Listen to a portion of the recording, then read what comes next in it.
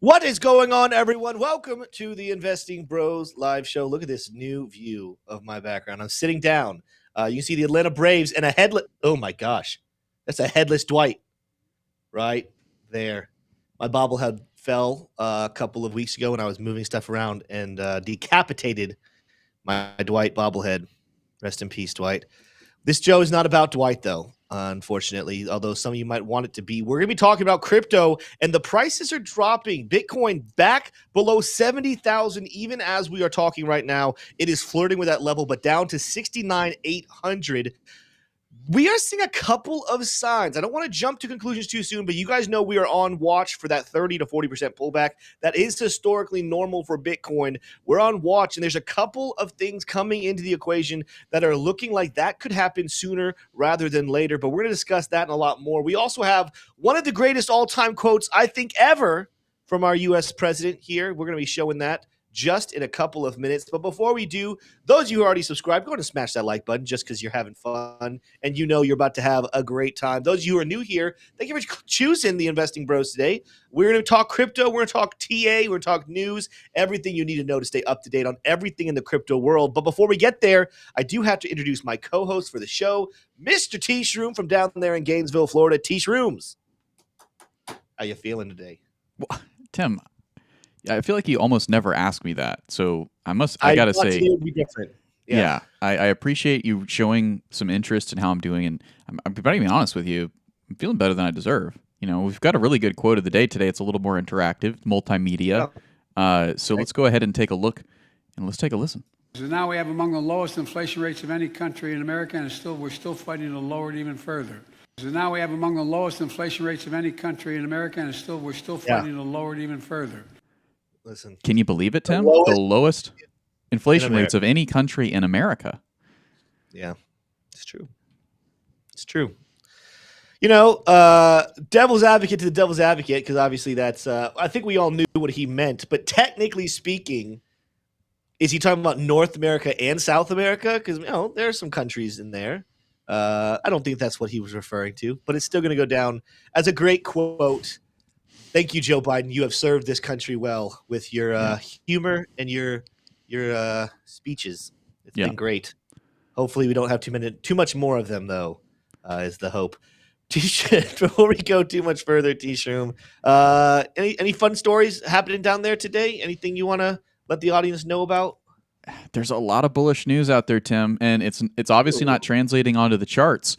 But when there's bullish news and lower prices, you know, historically, at least in my investment strategy, that's usually when I buy, right? So we'll probably be getting to that conclusion at some point in the show, but we'll definitely be taking some more careful analysis to come to that conclusion. Ultimately, there's a lot of mixed signals happening right now, and it's one of those things I think I told you guys before. Even though we're on that watch for the 30 to 40% pullback, that does not mean we're recommending shorting or selling your Bitcoin looking for a lower buy-in, because in a bull market, there's one thing that you can know for sure, and that's you will not know when the top actually hits. That's just how it works. I'm not really certain why. But there's going to be signs. And ultimately, what you want to do is look for those signs so you prepare yourself for potentially a small pullback that you can go buy some more. That being said, while we're going to be focusing on some of those bearish things that are happening, T-Shroom is 100% right. The news is still full of bullishness. In fact, when you're researching Bitcoin, when you're researching Solana, Cardano, Chainlink, you're going to find a bunch of mixed match. This expert says we're about to shoot up to $100,000 by next week, but this one says we're ready for a pullback, and this one says that this is the bull market I've never seen before, and then this one says the whales are selling. But then over here, we have $1 billion of new money. It's just back and forth and back and forth. Bullish and bearishness. Ultimately, we're going to try to look and try to determine what happens next, but it will take a lot, and we want you to be prepared for either situation to happen. Before we jump into some charts and then jump into some news and have some good conversations, let's go ahead and take a look at what the market is doing today. It has been a red day here on CoinMarketCap. Bitcoin down 4.5%, give or take, down 4.32. Ethereum, though, down even bigger, down 4.86.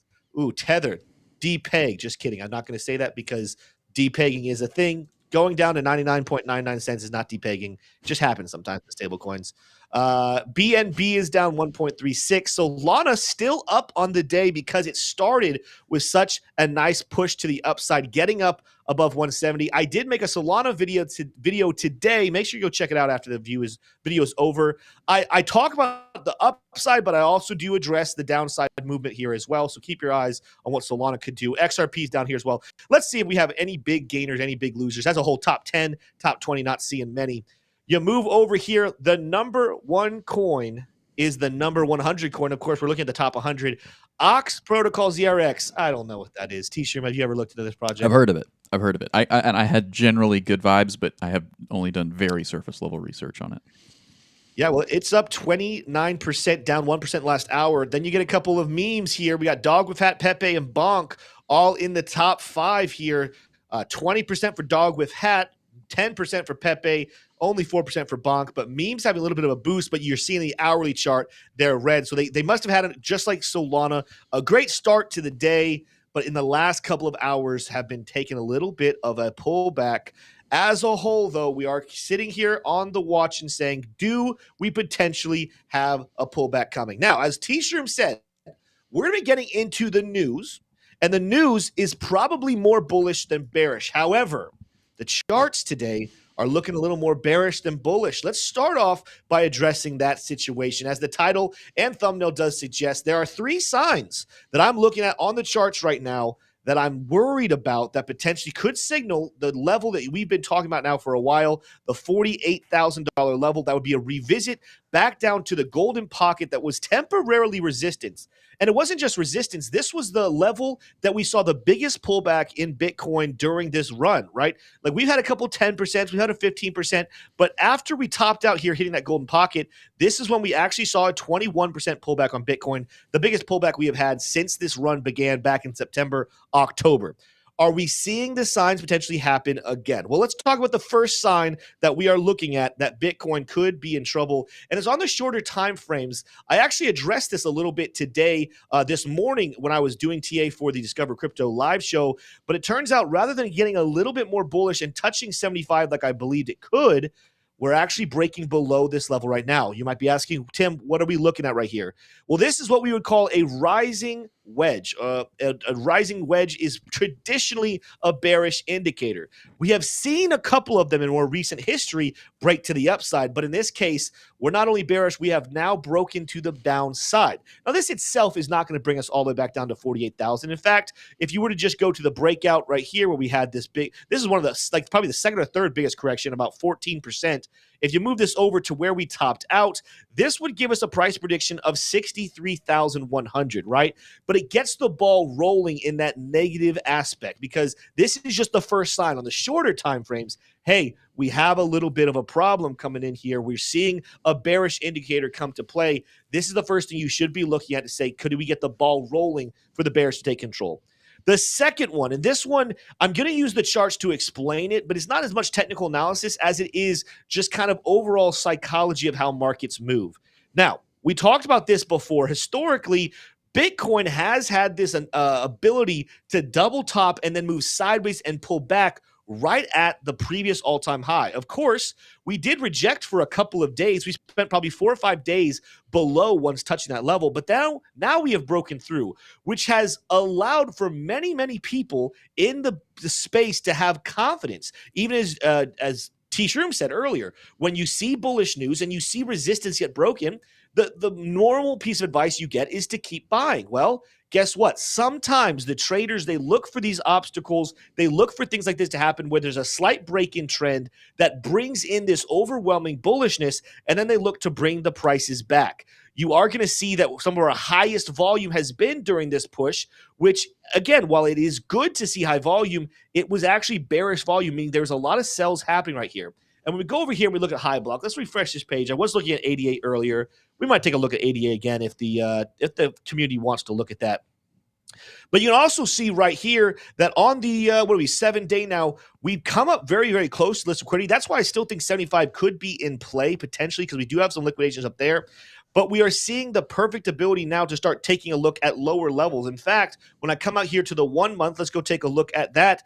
This is what a lot of traders are looking at. This is where that $48,000 is coming from, not just because it's former resistance, but also it is the juiciest looking level for traders to take advantage of. And again, when you get a lot of new buyers coming into the space, you're getting a lot of people overly bullish thinking they should buy. A lot of times the traders take advantage of that to move it back to the downside. And that's what we would call either a bull trap or even better, a long squeeze. We're going to squeeze out all the longs, take advantage of them, and take them all the way back down to where you have the most amount of money for traders to make. Where is that? That's about 48,000. Again, does that mean it has to happen? No, it doesn't have to, but there's two different things we're looking at here now. We're looking at a bearish pattern, potentially saying this top could be slowing down. We're seeing a massive reason for traders to take advantage of maybe some newer investors who are bullish, who don't really know what they're doing, make them some exit liquidity, let them buy the top, and now we can push price to the downside. But there's a third thing that I'm watching now that is very, very important. And this one actually is a call out to Lux Algo. Take a look at the Lux oscillator right now. You guys will see, not only we're seeing several bearish divergences around the top, we're seeing a lot of red reversals. We're seeing some of the largest bearish momentum dots we're getting here. In fact, every time we get to the top here of the oscillator, these larger ones seem to be the better calls to move the downside. But there's another thing on this chart that's really, really concerning me. We're not below the bullish threshold on the money flow, but look at the highlighted area. Those of you who have been watching and have been learning from me what to do with this indicator, this is excessive buyers in the space. And I told you guys, when there's excessive buyers in the space, that is very, very bullish. The price can actually climb very quickly. But when those buyers begin to leave and this starts to move the downside like we are seeing it do right now, you can see a mass exodus of the space. Just in case you're wondering, over here, for example, back in March of 2023, we saw, March of 2023, because we're on the daily chart here, you can see a spot right here. We had a massive amount of sellers, but all of a sudden, after having all those sellers, it dropped very quickly. And when we correspond that to price action, let's take a look what price was doing during this time. This was a period where after a big dip where a lot of people were selling off, there's a lot of fear in the space, we had a massive pick back up, a move back to the upside, going and setting new highs for the year. Now we're seeing the exact opposite. And on the 2-day chart, let's go take a look at it with the money flow. You're going to see we have some patterns here that look pretty consistent. On the 2-day, you're going to see we had some money flow here with excessive buyers back in December. Guess what? That was the time period where we had a nice 20% pullback, the largest pullback of this bull run so far. We also had the same thing happen back in February 2023, another time where we had more than a 20% pullback follow. So again, it's not just the bullish formation of the rising wedge. It's not just the fact that this is the prime opportunity of what traders take advantage of to short the market. We are seeing things pop up on indicators that historically have brought us 20% or larger fallbacks in price action. Those are the three big things that I'm watching right now. With that said, I am watching T-Shroom snicker in the bottom right corner. Something must be amusing in chat. I'm going to get your take. What's chat saying right now, T-Shroom? Well, they're making the metaphor, Tim, and specifically it's yours truly, Eric Wallen. He's making the metaphor. Yeah. He's really ready for the institutions to bring the boat back. So, Tim, maybe you could kind of tie in, how did the institutions play into this potential pullback in price? What, I mean, you just been buying? Well, but I think you need to say it because I don't even really know. I feel like you're trying to set me up to say something. I have no idea what I'm supposed to say, but now I feel stupid because I feel like it's an obvious joke. I don't know. Maybe you're genuinely asking. I am. I do like the concept. I do say, I use this phrase all the time. When retail misses the boat, you're screwed. When institutions miss the boat, they bring the boat back. I'm just wondering, though, reading chat. I mean, I feel like there's a joke I'm missing here, and I do not know what it is. Either way, 48,000. Why is 48,000 the key level? And maybe I'm going to just answer my own question. Why is that the key level? Well, guess what? Yes, the biggest mover in this entire run has been the adoption of the Bitcoin ETF. And then, a lot of this, let's just talk about this for a second. This movement right here was mostly whales and experienced investors responding to the hype of Bitcoin. Yes, there was institutional buyers as well. Of course, they were preparing for it, but that was a lot of whales. That was a lot of smart money purchases. However, this move right here, This has been the ETFs, right? This is where we're getting a lot of flow. I'm gonna give almost all of that run to ETF purchases. Well, guess what? There's a certain point where they're going to say, all right, this is enough is enough. You guys know historically, again, 30 to 40% pullbacks is what we're looking at. Guess what we have when we come back to 48,000? That right there would be about a 35% pullback, kind of split the difference between 30 and 40. It is that former resistance level that a lot of people thought we were getting a 40% pullback after it right here. Now it's like, well, you guys know, before I said 32,000, that's out of range. I feel like if we were to pull all the way back to 32,000, a 56% pullback, does that mean the bull market has to be over? No, we could still get to 100,000. But that would be very crushing. It would be a massive blow to the people who are investing in ETFs. It would be a massive blow to the likes of BlackRock, Fidelity, and others. To them, that's a crash. A pullback to 48K. Again, this whole momentum was from ETFs. That's not a massive blow to the future of ETFs. It is just bringing the boat back so that now some of the more wealthy clients who are like, okay, proof of concept has happened. I watched Bitcoin double within the last couple of months. I'm ready to buy back in. Let's go ahead and dip that price back down to the lowest level we can. In this case, to me, 48K fits that bill. That's the bring the boat back situation. We buy it at 48. Ride it up to 100 and, let's see, 150, 170, 200, 250, 9 million. I don't know. I don't know what the top is just yet. We have to watch that as the bull market plays out. But I still feel at this point confident about the ability to purchase 48,000. If we keep rallying higher and we get above 90K, I'm going to feel a lot less confident about that $48,000 purchase. But for now, I think it still fits the bill of what's reasonable in bringing a boat back. Don't know if that answers your question there, T-Shroom or Eric Wallen or Matt Sieg, again, because I see all the comments. I don't get the jokes, but there you go. Tim, they're a fan of the original metaphor of bringing the boat back from Tim. Is that originally your metaphor, or did you borrow that from someone? It is definitely not. I mean, I didn't create it. It's definitely something I heard. But now maybe I've said it enough to warrant a legal suit where I could claim that it was mine. I don't know. Maybe I've said it more than the originator of the quote. I love it. I love it. Crypto YouTube streamers completely hand over a free case concept to law firm, which immediately makes a class action lawsuit. Right. So we're having fun here. Tim, there's something on the charts that I want. Before we move on, though, T-shirt, if we created Investing Bros T-shirts with "Bring the Boat Back," how many of you would buy that shirt? Put a 1 in chat if you would bring that with just a picture of my face. I don't know, what should my face be doing? I don't even know. But Tim's face with a "Bring the Boat Back." You're doing just a stoic seaman, right? Yeah. You're out on the bow of a ship, and you're kind of I don't saying, I don't like where this bring conversation that is going. boat back. I don't like where the chat could have taken that last sentence and then go with that for a T-shirt. Let's just move on. Blackie Chan has something else in the charts.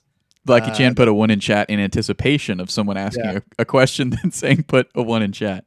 Probably, yeah. I love it. Okay, so I do have something that I wanted to show on the charts. Getting back into serious mode here, guys. Bros, we like to joke. We like to laugh. But there is something going on here that I wanted to point out. So as you can see here, this is a chart from Bitcoin Archive, encouraging you to just hodl, which at the end of the day is probably a good strategy. But what we're looking at here is this almost look like a bunch of paint drying on a wall. I have a picture of what I'm talking about. Kind of reminds me of this, right? This type of a phenomenon. So what's happening now, though, is a little different, right? So we've seen kind of these drips down. The last 3 were just wicks down below the midline of the Bollinger Band here on the 4-hour. And I did talk about this on the 9 a.m. I talked about, hey, if we got back down below here, this is probably a decent entry. Well, at this point, it was a good now, for trading, it was a good entry, but now you would have probably gotten stopped out, more than likely.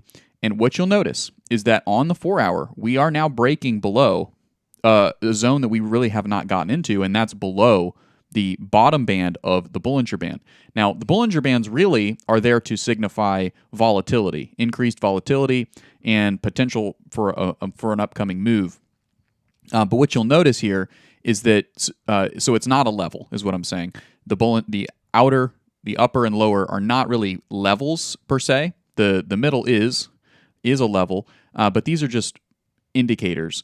Kind of a volatility. But the fact that we are starting to get down here and hug the bottom band of the Bollinger Bands, to me, it is a little bit of a shift here from the otherwise kind of paint drip scenario that we've been seeing.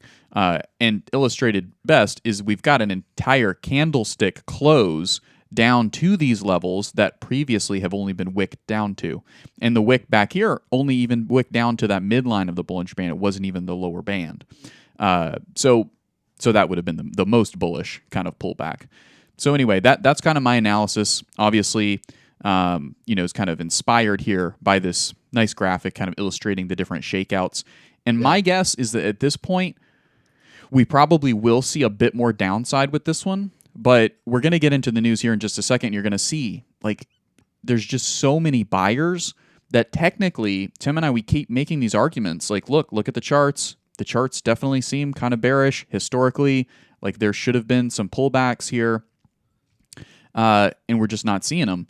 And it's very likely also that this dip will get bought up and we'll see new all-time highs, over the weekend or by Monday. That is a very real possibility. And when I say we're looking at the charts and seeing it bearish, not when you zoom out. Obviously, when you zoom out, it doesn't look all that Very bearish. bullish. But it looks like there bullish. should be a freaking pullback, and we're not seeing it. So, again, getting before- back into that broken record mode. We're sounding like a broken record, but it's for good reason. Before we move into that bullish headline, I want to show you guys again sure. what this would look like on the charts. Like Teaching was absolutely right. When I look at a chart like this, and I just try to use this, I could get very discouraged about what a pullback would look like. In fact, if we're talking about moving back to 48,000, I'm looking at this chart. I'm talking about, oh man, I got to zoom all the way down here, and we're gonna have a massive fall. If all I'm looking at price action is this, that's pretty bearish. That looks kind of gross and like, oh, Bitcoin's bull market's over, right? You move out to the weekly chart, it's very hard to not be bullish when you look at this chart. The problem is, though, you look at a chart like this, and you're like, okay, we have really no significant pullbacks. That's abnormal. But look what would happen, ladies and gentlemen, if we were to pull back and do what I'm talking about. Again, let's maybe even say we follow something we did back in 2016, where we peak a couple of weeks before the halving. We fall 20% into the halving, move sideways, and then quickly move 20% down. That's a total of 20 plus 20 is 40, everybody. That's quick maths for you. And then the bull market just got crazy and explosive afterwards. I've compared a lot of the price action we've seen here to being very similar movements to what we saw back in 2015, 2016. Could we see that repeat? And then let's just draw the price action, what that would look like. We would move down. We come into the halving. And then bottom out somewhere here on 48. We then start to move back to the upside and go parabolic. Guys, guess what that is? That is a left shoulder. That is a head. That is a right shoulder with a clean neckline. That is what we would call a inverse head and shoulders pattern, and the breakout prediction for that. Now, this is going to get crazy on the log chart. Log chart is going to give us a price prediction of $343,000. Wouldn't you love to see that, guys? Wouldn't you love it? The problem is, I'm a bigger fan of using possibly the linear chart to make this prediction, in which case we're talking about a move not all the way to $300,000. Let's get rid of that one. This was going to be a little bit more modest. I think we're closer to 130, give or take. But I want to fact check that before I say anything for certain. Let's just pretend the breakout's over here. This would give us some, oh, look at that, 130 perfectly. I still think it goes higher than that. Either way, though, this pullback, this 30-40% pullback, a revisit of 48,000 does not diminish or kill the bull market whatsoever. It simply is a repeat and makes us look very similar to potentially what we've done every single bull market, where we've had at least 30 to 40% pullbacks during that big climb to the upside. We haven't had it yet. We're a little overdue. Doesn't mean it has to happen. It's just something that you should be prepared for. And again, I'll say this 1,000 times over, just so people make sure they don't misquote this. Tim is not saying to short Bitcoin. Tim is not saying the bull market's over. Tim is not saying 100% the 48K is happening. But what Tim is saying is, I'm looking for lower levels to buy. I'm not going to buy after 4 bullish candles in a row on the weekly chart. That's not when I buy. I buy after I see at least one, if not multiple bearish candles that bring me back considerable amounts. I want to buy the dips. I don't want to buy the peaks. That is, to me, the wise way of investing. Not talking about selling here. We're talking about next level to look for to add to your bags. And 48K is looking kind of juicy. Yeah. It's nice. It's nice to see. Eric Wallen said, we want a dip here. It prolongs the cycle. It is an excellent point, right? A dip is not a bad thing, right? if you're new to markets, if you're new to trying to expose yourself to risk, you're just trying to get out of the 9 to 5 S&P, standardized investment strategy, the 60-40 bond stocks, you might be looking at this saying that is a crazy pullback. I'm very scared by what you're saying here, Tim, right? But realistically, proportionally, this would be healthy. It would be healthy because it would establish a price structure that traders and investors, really, really experienced ones, would look at and say, okay, that is actually more bullish than if it just kept going straight up. and that might be counterintuitive to you, and I don't expect to understand it fully right now, right? But it is true. So it is something to try to grow into, to try to understand. Yeah. Well, and speaking of, just in case you're wondering, it's not, and we've spent a long time here, but I want to make sure people understand. Like, you might be saying, well, Tim, there's ETFs, so this is different now. Well, what have we been comparing somewhat a lot of this movement to? We are constantly comparing to how Bitcoin's ETF performed to gold's ETF. Look at the gold chart right here. We've talked about this before. It's already doing something different than gold did, whereas gold, after an ETF approval, kind of traded sideways for months. But look at this chart, guys. Now, gold's a little bit different. It's not going to move in the same amount, but look at how after the explosion, we did have a big pullback. It didn't end the bull market. It didn't end the bullishness that ended up being like, 8 years of probably no bear market whatsoever. Would love to see that in Bitcoin. But we do have some decent pullbacks along the way, 25%. But when you're talking about the fact that after this, we only had, how much of an explosion was this in price action? We had a nice 63% pump followed by a 25% pullback. This is part of a healthy market. We saw several pullbacks just like that, still setting higher highs and higher lows on the price of gold, just like we should expect with Bitcoin. But these pullbacks are healthy. And when you look at the price of Bitcoin and you look at how fast Bitcoin has rallied, Bitcoin has not rallied just 60%. Bitcoin has rallied, let's go to it, since all the hype and all this stuff has really happened. Bitcoin has rallied. Why am I so far back in history when I'm looking at this? I guess because of the gold thing. Since that approval, we've got a nice, let's see, somewhere right in this range here, if I can grab it. We've got a nice, look at it. It's almost like exactly 67%. So that's like, if we were to follow it perfectly, definitely we should have at least that. But the rally really started all the way back here. We've had almost a 200% upward move on Bitcoin with no serious correction. Serious corrections need to happen for that health to continue. So we said the same thing over and over and over again, but hopefully you guys are walking away from here saying, all right, we understand the logic of pullbacks. We should be rooting for them, not rooting for nonstop upward movement. T-Stream, let's go ahead and get into some of these stories, though, that say that the prices should be going up, up, up and to the right for a while longer. Yes. Well, that is the transition I've been trying to get my head around here, because everything we've just said is going to be completely contradicted by this. MicroStrategy seeks $500 million to snatch up even more Bitcoin. Right. So here we go. And you might be like, well, T-Stream, this is old news. No, they're doing it again. Last time they did $600 million. That was last week. Now they're doing $500 million. Let's take a look here at the details. In Wednesday announcement, the company said it plans to offer $500 million worth of convertible senior notes to institutional buyers due in 2031 in order for the firm to buy additional cryptocurrency. The company last week said it would offer a private sale of $600 million, that's the one you're remembering, worth of convertible senior notes to purchase more Bitcoin. So ultimately here, Tim, it's so hard sometimes to do what we do because we're trying to walk a thin line. Mm-hmm. And there's also a diversity of people watching, right? Some people are completely new.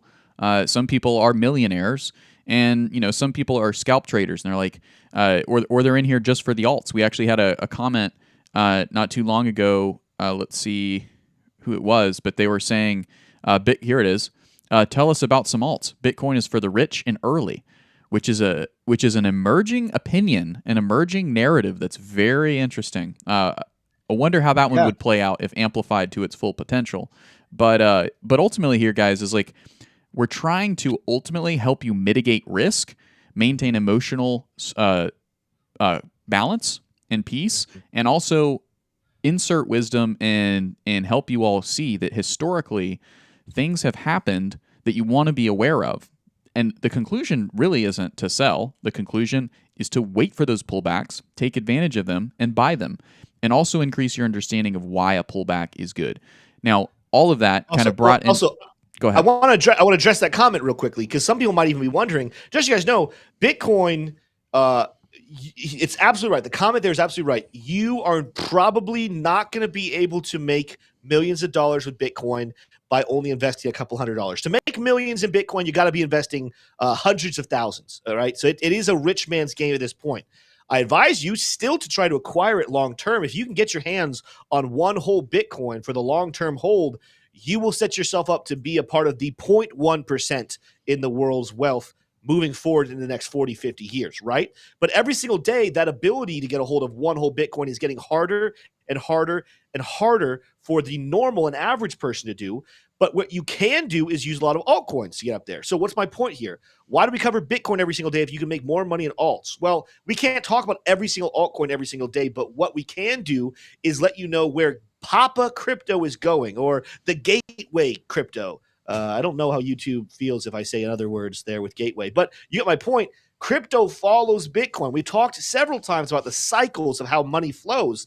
And so by having a proper and healthy understanding of the Bitcoin flow and the Bitcoin chart, you might not be trading and buying Bitcoin, but you understand how to utilize that information into purchasing alts at the right time. They move very similarly. In fact, a lot of times when I look at 48,000 for Bitcoin, I'm gonna be honest with you guys.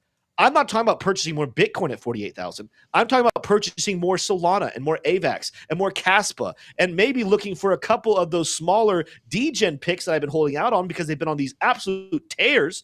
But I know that if Bitcoin has a stern correction, they will as well. And when Bitcoin bottoms out and begins to rally again, that's the time you're wanting to look for those altcoins that will be right behind its back. You can use the Bitcoin chart to make a lot of money simply by watching how Bitcoin moves and then choosing the right altcoins to buy at the right time.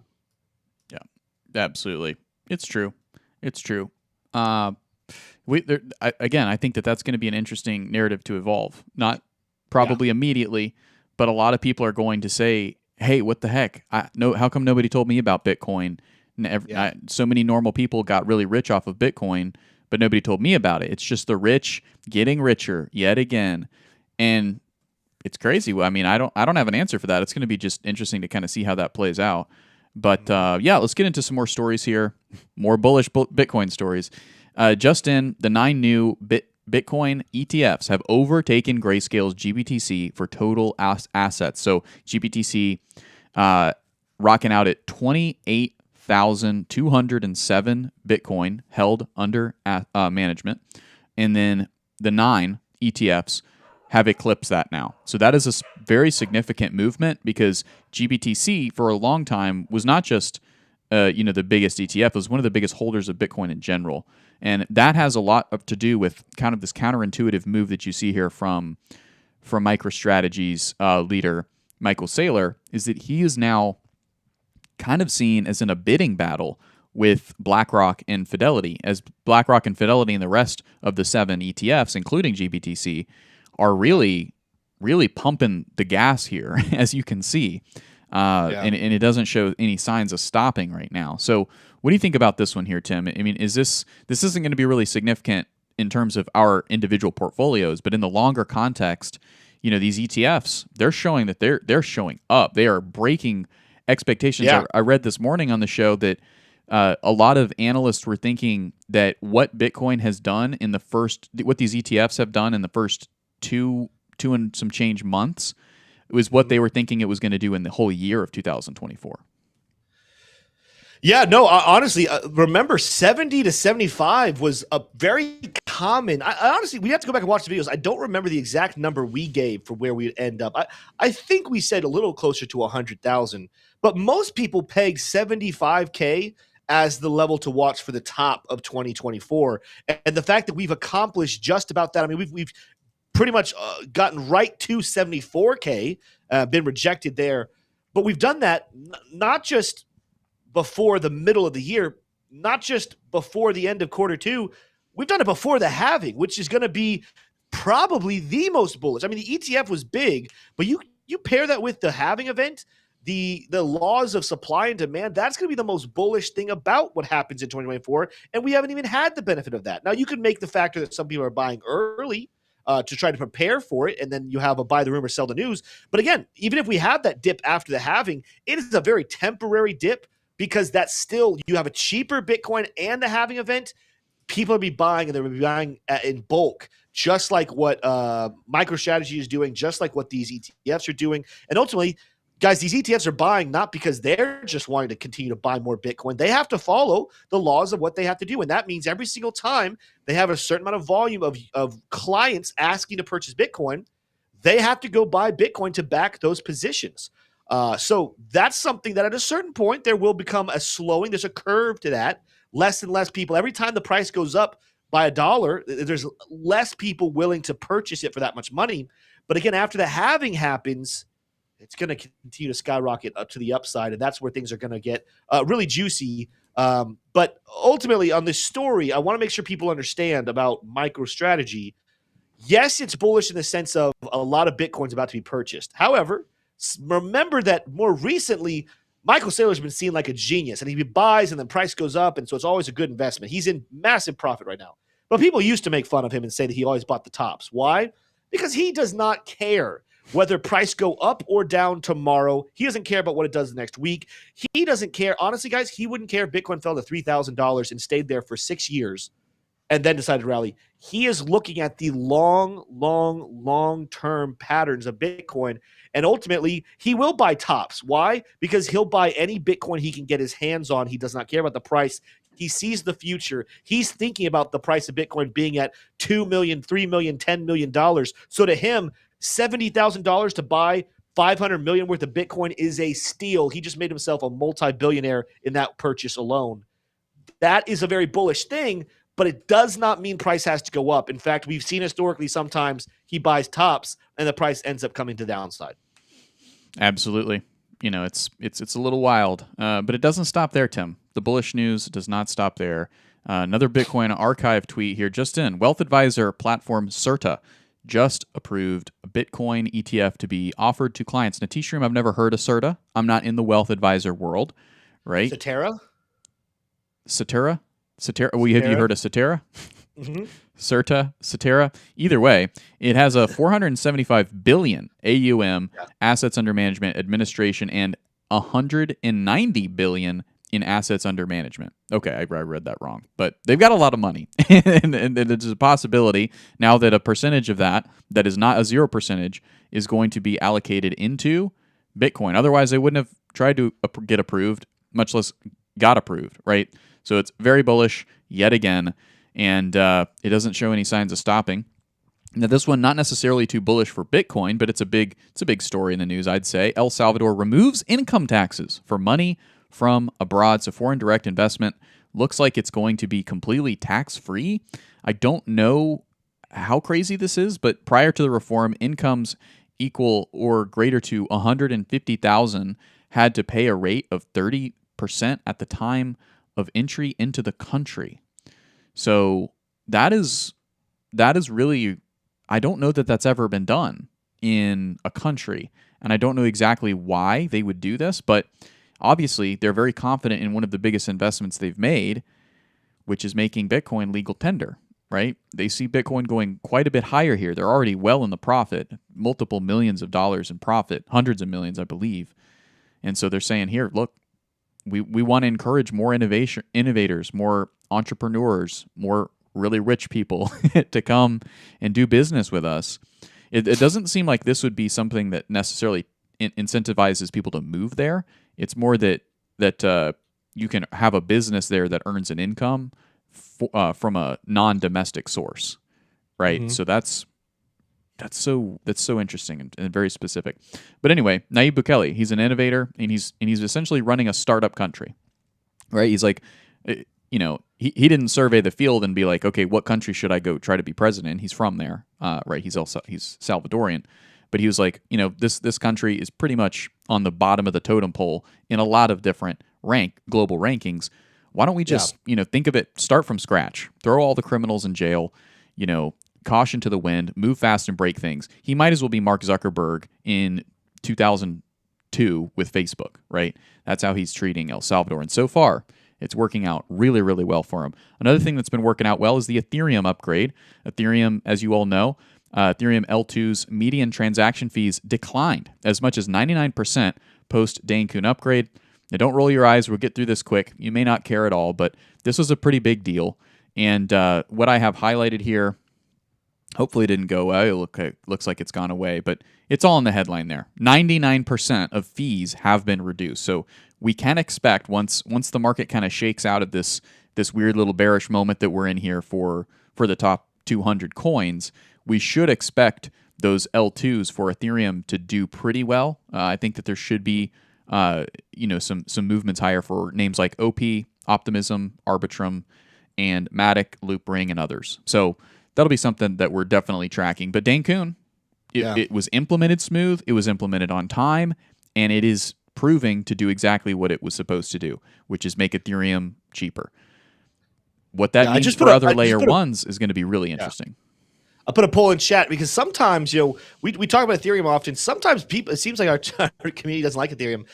Go vote in the chat. Do you like Ethereum? Right now it's 60-40. So 60% say they do like Ethereum, but I have noticed a lot of people on our community seem to be very against Ethereum.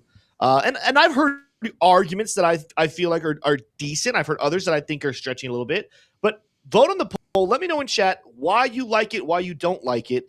And of course, part of that reason might be that we do have a very large community that loves Cardano. T-Shum and I love Cardano. It's some of our top holdings. But I don't understand why just because you love one project means you have to hate the other.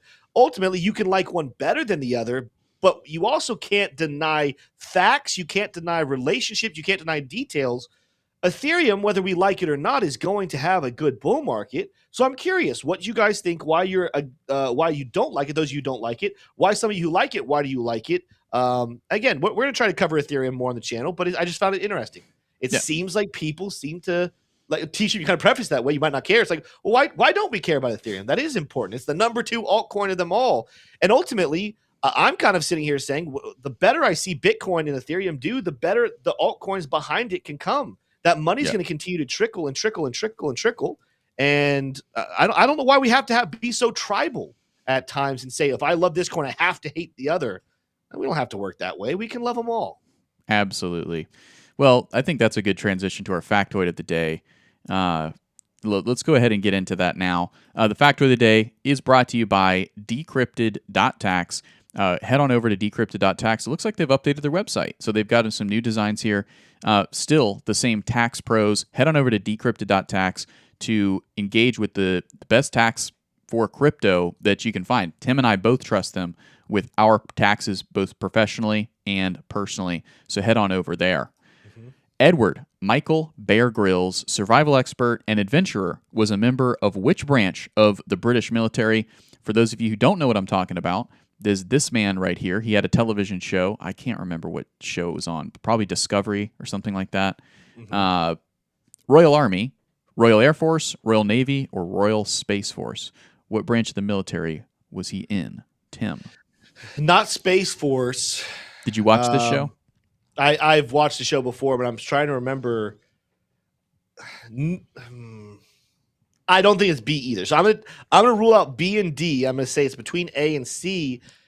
And I want to say Navy, because even though it isn't necessarily, I still think that the UK takes their Navy very seriously. The England takes their Navy very seriously. Of course, at one point it was the strongest military force in the world, and he's got a lot of experience with a lot of different things. So I want to say he was in the Navy. It could be the Army, but I'm going to settle on C and roll with it. Going with C. I see a couple C's. I see a B in the chat. Okay. Let's see.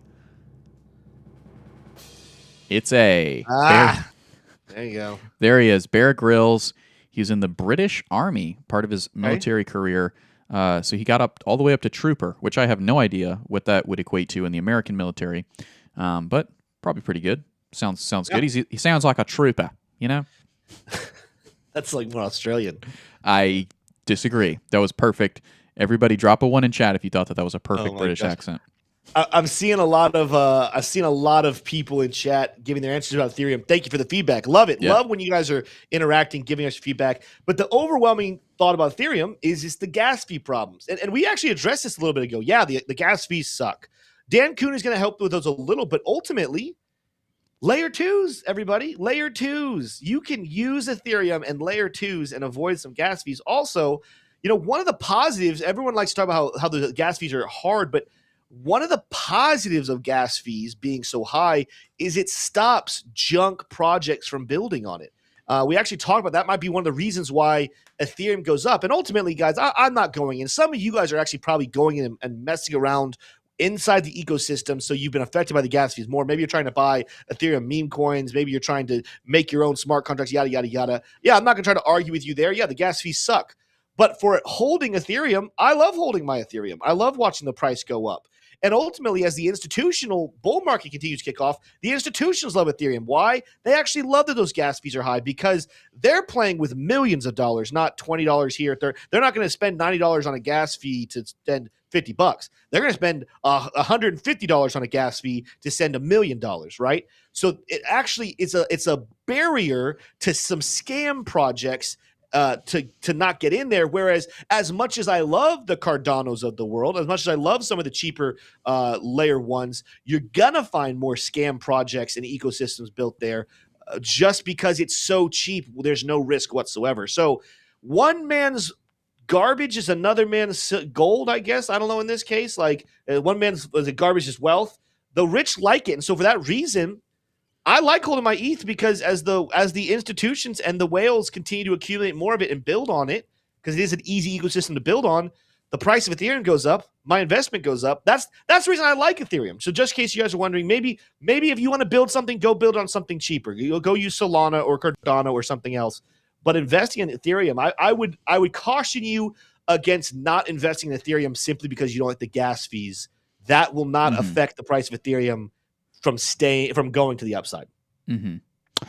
Yeah. I mean, I'm definitely not looking to sell my Ethereum, even though there's still a better chance that it will not get a spot ETF for Ethereum in May. It's looking like that has not improved and is not going to improve the percentage likelihood of that. I'm still not selling my Ethereum because I kind of share a similar sentiment as DPG604 said. I bought too much Ethereum at 800. I'm stuck with it now. And I think that the reality is with technology, you get upgrades, you get updates. Clearly, Solana and Cardano and many more blockchains, AVAX comes to mind, are superior to Ethereum in a few different important ways. But the reality is that the internet itself, right? It was created a long time ago, like the 1960s or something, maybe even the late 50s, was when the original, protocols and architecture for the internet was created. If you kind of think about Ethereum in that same way, it's so ingrained, it was so early, and it grew so much that it's very unlikely that it's going to fade into obscurity completely just because there's better chains. That's just not the way that we've seen this entire crypto ecosystem pan out. There are clearly better chains in some sense. HBAR, Quant, the Graph, like there's all kinds of different competition out there. But that first mover advantage really does matter. And companies like Google, were there better ideas for search engines out there? Probably. There probably are right now. But Google is just so dominant that it doesn't matter how much better an idea is, it's just not going to beat Google, right? Until an idea does come along that is actually better than Google, and Google is better than libraries, right? It took that long. It doesn't necessarily have to look and sound exactly like a blockchain or even a block DAG or something like this. It can be, or a hash graph, right? Those are completely new innovations, but it could be something completely different, like a blockchain that just floats in the air or something like this. Anyway, now we're getting into the hippy dippy part of it all. So we'll move on. But I think we're ready for our question and answer session here, Tim. Yeah, let's get into some Q&A. I've seen some people putting different coins in there. Go ahead and start asking questions. By the way, Q&A, guys, you guys can ask a lot of questions. You can ask our thoughts on certain projects. You can ask us our thoughts about certain news events. You can absolutely ask for some TA, but always remember, we can't answer every single question. I promised yesterday, I remember this. I promised I would do ARB TA, so I'm going to do ARB TA here in just a second. But if you're ever wondering, man, I would really like Tim's take on X coin. I'm not talking about the coin X coin, but I'm talking about any coin. Is that even a coin? If you join the membership, probably everything's a coin now. But if you were to join our membership and you get connected into our Discord, there's a lot of time that I have available. And I'm working throughout the day, but I try my best to carve out some time every couple of hours to make sure to respond to comments. If someone's asking about a coin, I do some quick TA, send my feedback, send a picture. So if you guys want more of my time, go join the membership. It is literally $5. You get a bunch of stickers. You get a green name, which makes it way easier to see your questions in chat. And you get to be a part of a really cool community where even like that's the cool thing is it's not even all about what me and T-Shroom thinks. That community in our Discord, there's so many great minds over there. You'll learn from them. They'll learn from you. That's what Investing Bros is all about. We are a community, not a monarchy. It's like just do whatever Tim and T-Shroom says and you'll make money. No. We're here to grow and make wealth together because that's what this is all about. Let's go ahead and dive in here. I'm going to do ARB in a second, but Dave Digital says, I haven't read it yet. I'm going to preface by I have not read this. But just the fact that I see Dave Digital and then it says question and then it says my name, I'm scared of what words follow this. Well, it's not too bad. Tim, what's the coolest thing Brody has done in the last month? So inappropriate. That's a hard question. That kid is pretty cool. I think it's pretty cool that within the first 3 days of sleeping by himself in a crib, the man's taking it like a champ. That's pretty cool. He can't walk yet, but he definitely can walk like he holds on to things. But he climbs our stairs now. But like a cow, he can climb up, but he can't climb down yet. You know, that's what a comparison, Tim. Yeah. No, he is the coolest kid I've ever met, and I'm not biased at all. But I think those things are kind of cool. Let's see here. Let's do ARB. Let's do ARB TA, and then we'll get into some others here as well. Yeah, bring up ARB. There was a question that I saw that I have a quick answer to. Crypto Crank said, what in the world makes you think ETH ETF won't be approved in May? Want to make a bet? It's extremely ironic that you would ask that specific question because the proof that I would give you is the betting odds. So this is polymarket.com, which is kind of emerging to be kind of an arbiter of some truths. Does it get everything right? No, that's not how gambling works. Ethereum ETF approval in May 31st currently has a 28% chance. Now, is it just a couple of high schoolers betting on this with their milk money? No, it's up. It's not in the trillions or anything, but it's a $200 million bet on this line right here, and 28%. That's pretty decisive. The other thing to reference is that Bloomberg, which had a 90% chance of approval for the Bitcoin spot ETF, 90% for that one. It came out 2 days ago with 35% likelihood in May. Now you might be thinking, T-Shroom, should I go sell on my Ethereum? No, right? Will there be a dip? I'm estimating there probably will be a dip because there'll be some people who get to that moment, some Ethereum holders, and they're just not educated on what it means. I think there will be a dip. However, there is a near certainty in my mind that there will eventually be an Ethereum ETF of the spot variety. Tim, let's go ahead and take a look here at the coin you've got pulled up. Yeah, we got Arbitrum pulled up here. Now, I was doing TA for somebody the other day using this chart. We're doing short-term Fibonacci right here, but notice we've had two now touches right in that golden pocket area. So a good call there for rejection, of course. If you guys are wanting to learn how to draw Fibonacci using peaks, don't do. I think the question someone was asking is like, can I use a peak to another peak? So like, pretty much set it up like this. I was like, that's not going to help you out very much. You want to start with peaks to valleys. If you're looking for where price will reject, you start at a peak, you move it down to a valley or a bottom, and keep an eye. Golden pockets are pretty significant. Sometimes you got blast through those, but golden pockets pretty significant. Have rejected there more recently. Of course, just like the rest of the space here on the 4-hour chart, we are bearish today. After being up here at that golden pocket at 227, we're currently trading around 198. Let's see what the oscillators are saying right now. Now, you'll see here, again, my trading strategy would not necessarily have triggered have to sell this. Although, I will say, let's go back to the price here real quick. What I do have, even though it's not listed here, there is a rejection with bearish divergence right here. Flat tops and a lower high on the oscillators. That's what we call weak divergence. It's still a thing. It's just maybe not as strong. So we did have a reversal technically, even though we don't have a reversal dot. It's just because we printed it back here. With the bearish momentum and the money flow going pretty aggressively to the downside, this is a coin that looks to be still bearish. Now, it's funny. As you zoom in here, we're negative and the money flow is trading sideways, but the threshold, I almost never see threshold start that close to the mid-level, which means I could imagine the minute it crosses, it could be below, well, let's see. If it crosses below there that easily, that's actually extremely bearish. So that means that I don't think that this fall for Arbitrum is necessarily coming to a close quickly on the 4-hour chart. What does that mean? 4-hour charts are best for like maybe a couple of days. Like I'm looking in, what does the next week look like on Arbitrum? It looks bearish to me, right? That's what this chart is kind of telling me. Let's see what the hourly chart's saying, which has been bearish for a while now. Let's see if it's showing us any type of rejection right in here. No, it's saying overwhelmingly we just had these little bounce back ups, but the money flow is still very, very strong. We're printed bearish again. We're ignoring the bullish indicators here, calling for reversal here. So very bearish. The MACD is slowing down, but still negative. Let's come back here and turn on our indicators. We know the oscillators are not painting a good story. We have hit take profit here, so that's just another reason. Again, shout out to Lux Algo. You get these signals here where you're bearish. You know, you get bearish here. The trade would have triggered somewhere right in here, so you wouldn't have gotten the exact top here. But triggering right here below that bullish threshold, you should have entered a short. You had a confirmation here just a little bit longer. We come down and hit the take profits perfectly. This is just one more reason you guys should be using Lux Algo if you're serious about doing trading. Check out the link down below.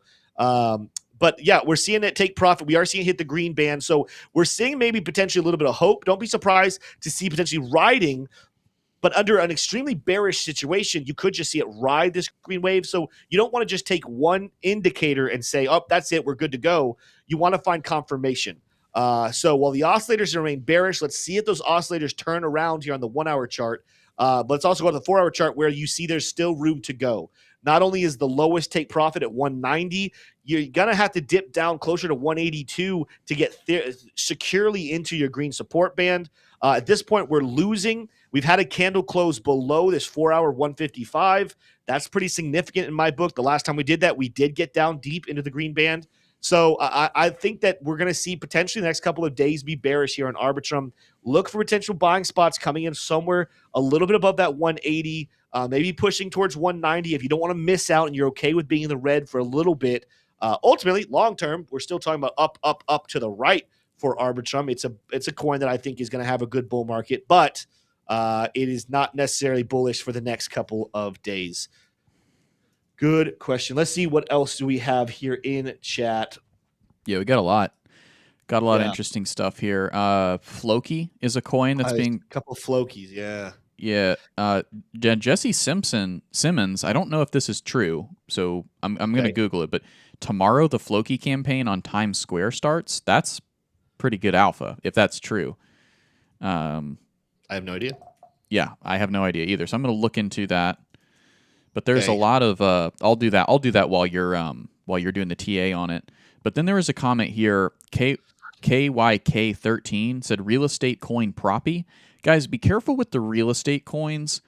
There's been a lot of those, right? That was a pretty popular narrative kind of in the bear market because it for a lot of reasons. Because it could the theory behind it, the business model behind those kind of real world assets, it could be very, very big, right? But just be careful with those. A lot of times my experience is they're not great, and ultimately you could have just made more money buying Bitcoin. So then there was this one, Tim, and we'll just pitch it over to you after this. Rory, the games guy, he's thrown out his picks. He said, best coins to buy at these levels with the most upside. These are his picks in this bull run. Currently got big bags of Solana, ETH, ADA, XRP, and AVAX, looking to add more. So not a bad bag there. Not a bad bag at all. Trade out XRP for Link, and those are my biggest bags. There you go. Again, not saying you shouldn't have any XRP, because again, I do have XRP, but XRP is no longer one of my big bag holdings. That's going to fall to the smaller ones. My big bags literally are like, I think technically it currently still in US dollar amounts, Bitcoin might still be my number one. But of course, every single day the alts continue to climb and go up there. That's going to keep changing. Have right now is Chainlink and Cardano sitting pretty close to similar levels. Then Solana and AVAX are right behind that. Matic's not too far behind. Those are coins. Now these are larger coins that what we're talking about when I purchase into them, I'm probably going to get somewhere closer to 20 to 30 X's. Now that was a long time ago, right? Currently, if you're still looking to add to them, best expectations on some of these we're looking at 10 to 20x. Maybe Link still has a 20x left in it. Maybe AVAX has somewhere closer to 20x in it. Cardano maybe has 15 or something. But I think you're realistically somewhere worst case scenario 10% still left or 10x left in them. Best case scenario, you're looking closer to 20x's. There will be coins that we'll be mentioning in the next couple of weeks that I do believe still have some 50x and 100x's in them. For example, one of them, Mint Layer. Now, Mint Layer, it is out, but this is one T-Shroom's actually said he's been watching for a little bit. It's come more recently to my attention, a Layer 2, which is weird to say, Layer 2 on Bitcoin. There will be others, though, just like it that I'm learning about and growing and meeting the founders and meeting the dev teams. And we're not talking about just sloppy people who woke up one day after a drunk slumber and said, let's make ourselves a coin. We're talking about guys with some of the biggest VC backings and understandings of how to use blockchain technology. They are coming. And so that's one of the cool things about being in our community. You guys will get access to learn about some coins early in the Bitcoin Layer 2 area, the ecosystem. So those are the ones I still think you have. There's going to be a couple of those that probably do 50 to 100x's. Now, don't make those your largest bags. Like, the reason why these other big ones are large bags is because you never want to say safe, because there's nothing safe about investing, let alone investing in crypto, but they're more certain. These other ones, there's going to be a couple of them that flop. Like, you're going to invest in like 20 coins with 50x to 100x potential, and 7 to 10 of them are going to flop and pretty much crash, right? That just happens. The goal is hopefully half or more go crazy. And so these are types of plays you only put very, very small percentages. But again, if I put, like, let's say I put $500 in this coin into 100x's, guys, I just made myself $50,000 off a $500 investment. That's not too shabby, right? That is what dreams are made of. But you don't go crazy and invest 90% of your portfolio into it, hoping at 100x's, only to have it crush and die and burn. So. I love it. Yeah, and we're going to be doing a lot more of that for sure. Really quickly, I went and back tested this thought here about Floki being on Times Square. It looks like it's absolutely true, unless someone has made a clone of Yahoo.Finance.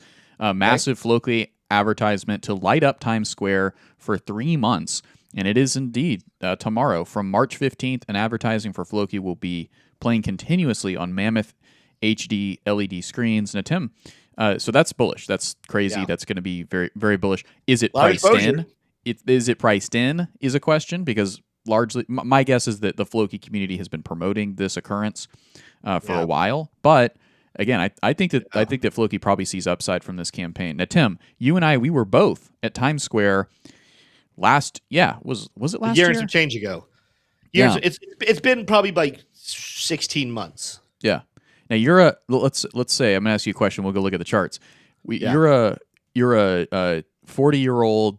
You've got a 401k that's pretty big. You're walking down Times Square, and you and I, we were both there, so you can kind of envision this. You look up and you see Floki, cryptocurrency, and you're like, hey, that Bitcoin thing. My nephew made a lot of money on that Bitcoin thing. I wonder if Floki is going to be another crypto that kind of goes up like Bitcoin. I wonder if I should buy that.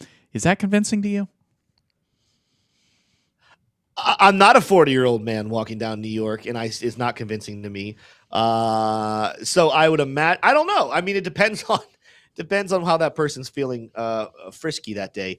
To me, no, but I think there will be people. Anytime you get your project put out there in front of the masses, which New York still has, unless someone fact check this, I think they still have 8 million people living there.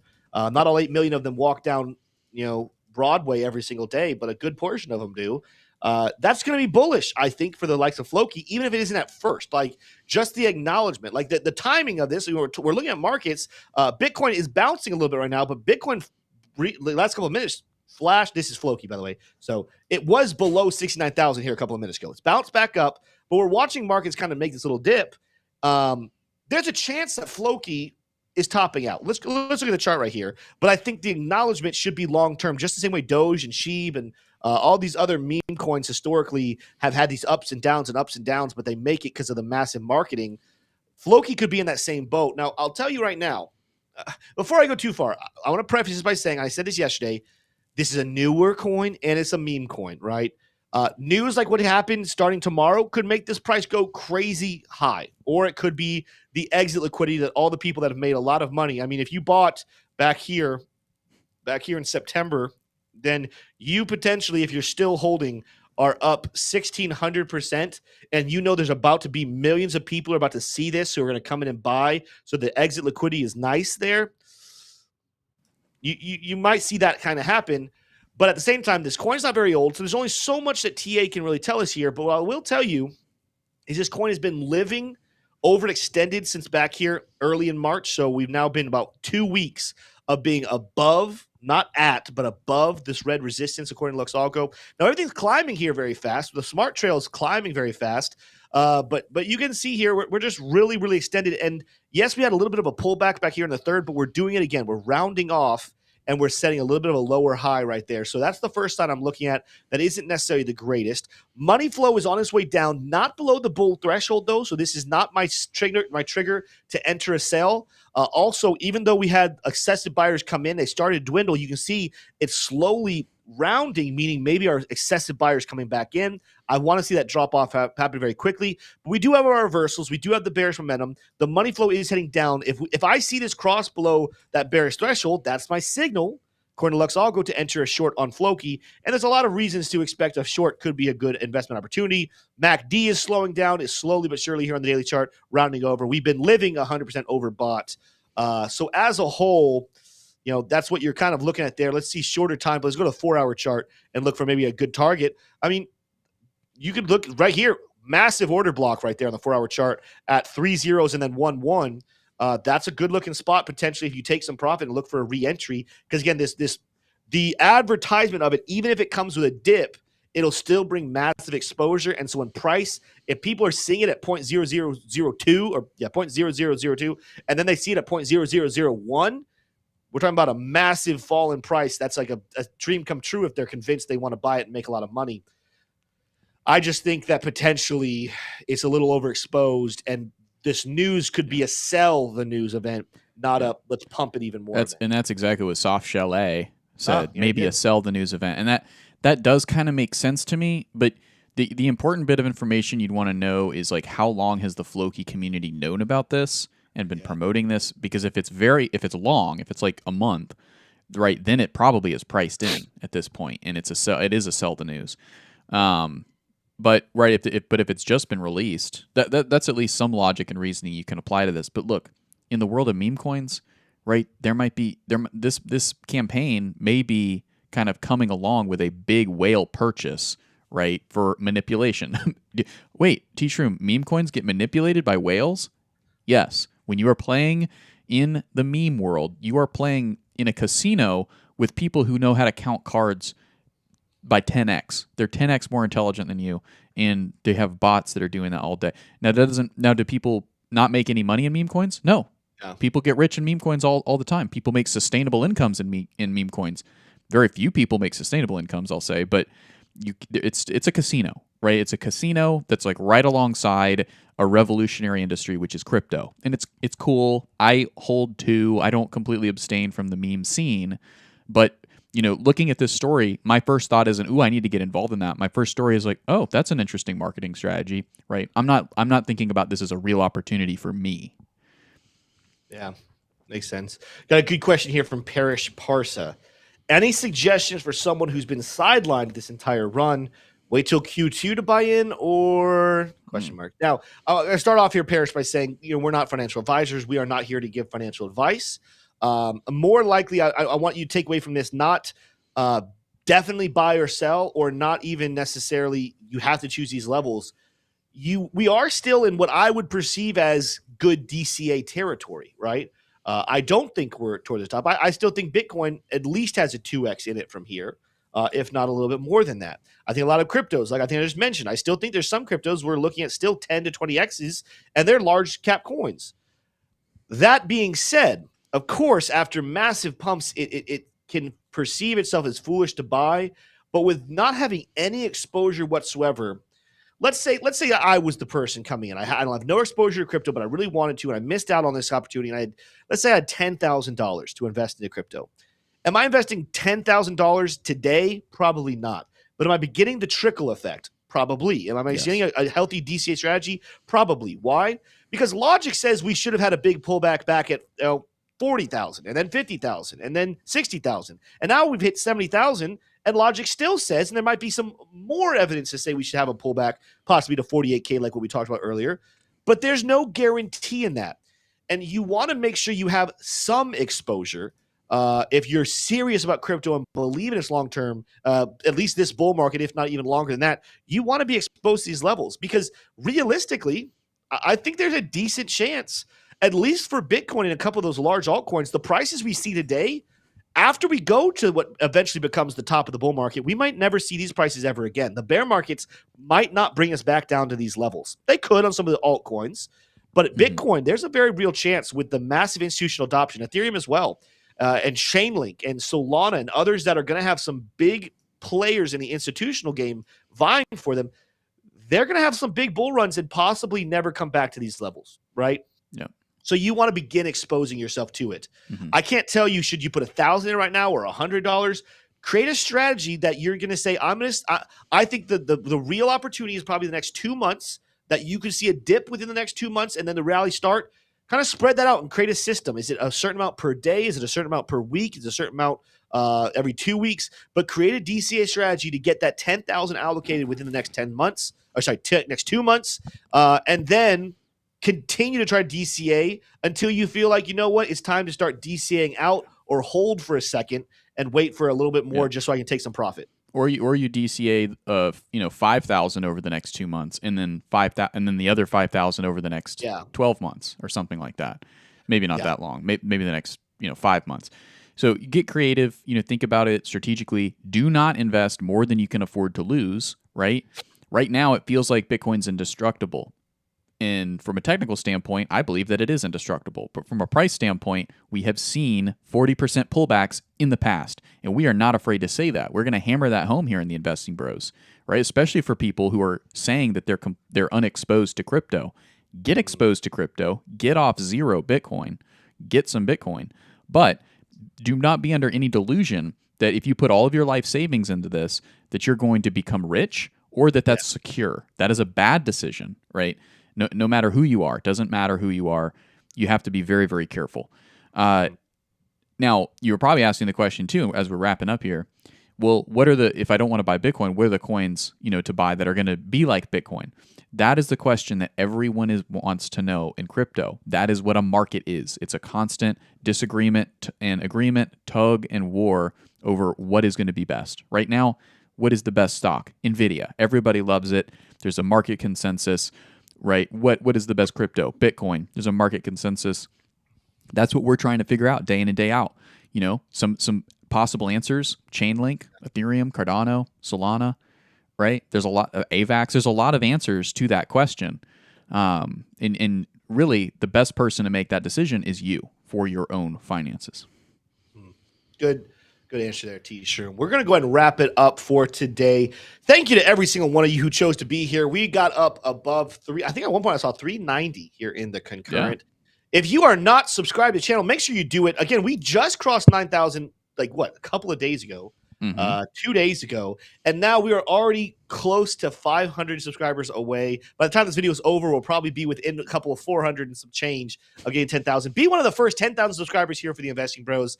And if you're new here, I want to make sure you guys know, who we are. We don't get to give this pitch every single day. But T-Shroom and I, just in case you guys are wondering, we don't perceive ourselves to be some sort of expert crypto gurus. But what we are two guys who were tired of the fact that we had to grind every single day to make our bills and live paycheck to paycheck. We're two guys who decided to put our minds to it and do some research. And, thank the Lord, we've both been able to carve out full-time jobs to pay our bills in the world of crypto.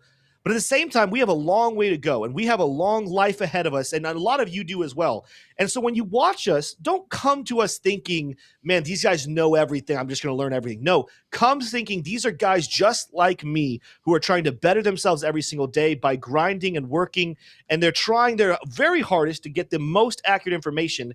And what's honestly cool about our community is that we learn as much from you guys as you guys learn from us.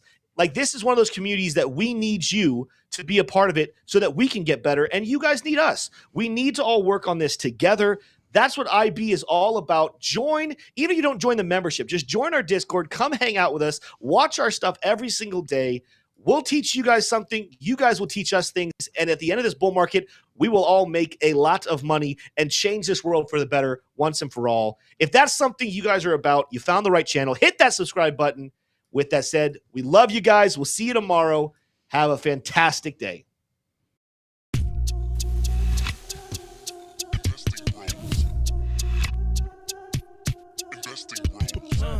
Trying to make paper, turn that better to cake.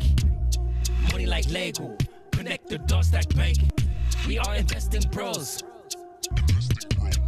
We are investing bros. Army pipe, lethal on trade. Entries and exits, worthy of praise. Tim, the professor of the TA. Shout it out loud on the PA. T-Shrooms news, catch a word. Doing better than what he deserves. Beamer, leave no evidence. Soon fly coop with his dividends. Trying to make paper, turn that better to cake. Money like Lego, connect the dots that bank. We are investing bros. We are investing bros.